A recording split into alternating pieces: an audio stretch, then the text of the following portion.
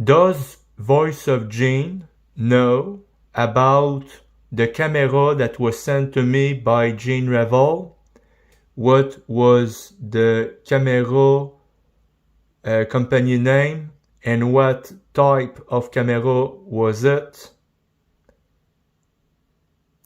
And what was the issue on the camera he had sent to me and what I did to fix it?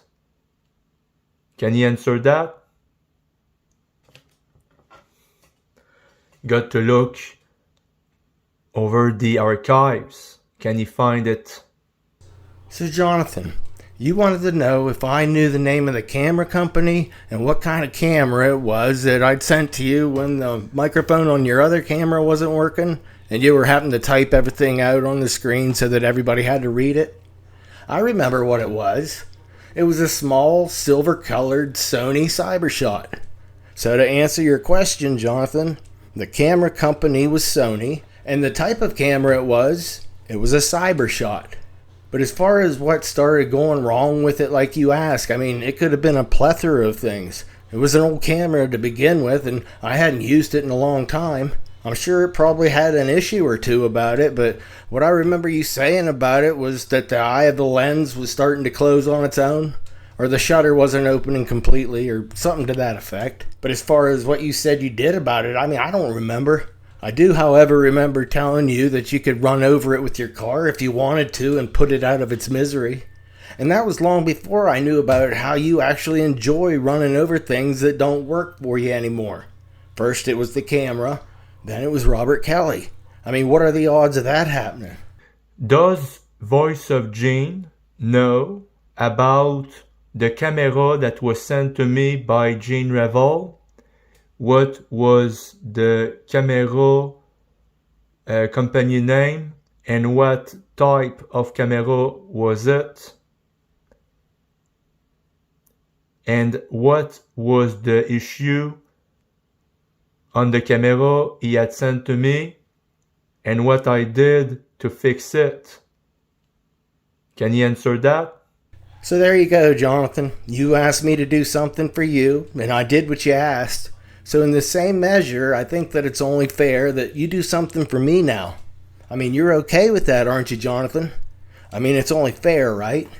I mean, wasn't that the exact same thing you expected from Robert Kelly when he asked you to do something for him?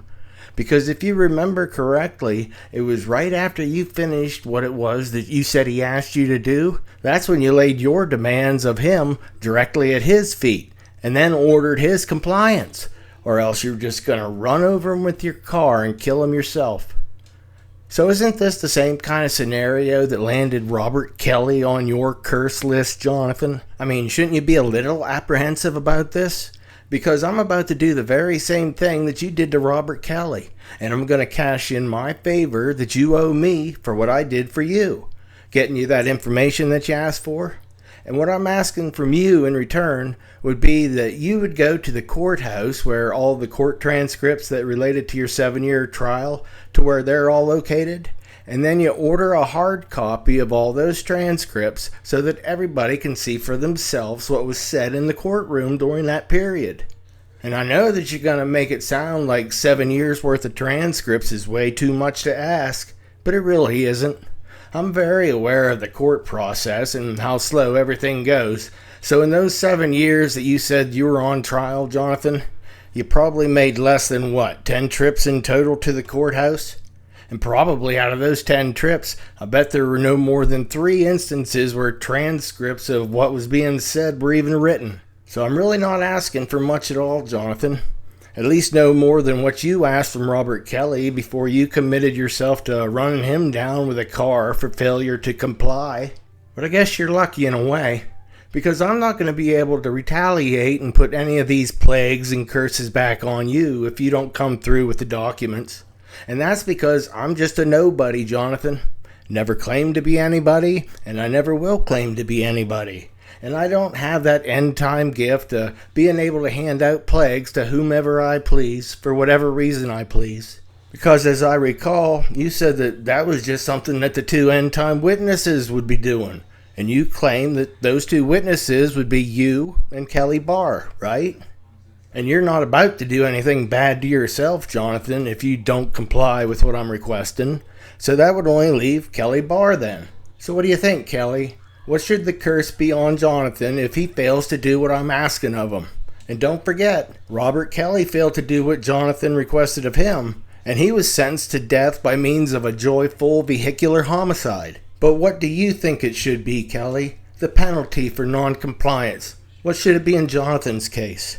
Will he receive the same punishment for non-compliance that he handed down to Robert Kelly?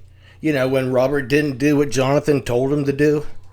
But let's just hope it doesn't have to come down to that, and you can get all those transcripts for everybody to see what was said inside the courtroom. I mean, it's only fair. I did what you asked me to do, and now it's your turn to return the favor. Isn't this the exact same thing that we seen you play with Robert Kelly? So why should the rules apply differently to you, Jonathan, when you do it? I'll be waiting. This is what I was hearing.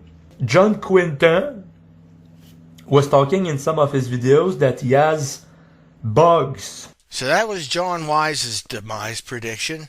Who else do we have to go through? Oh yeah, there's your bestest bud, Robert Kelly. Nah, I'm just being facetious. You really hate his guts, Jonathan, right? It's obvious for everybody to see. And what about Pleonastic, Robert Kelly? He's going to be hit by a car and he's going to die from it. There's not going to be any repairs possible.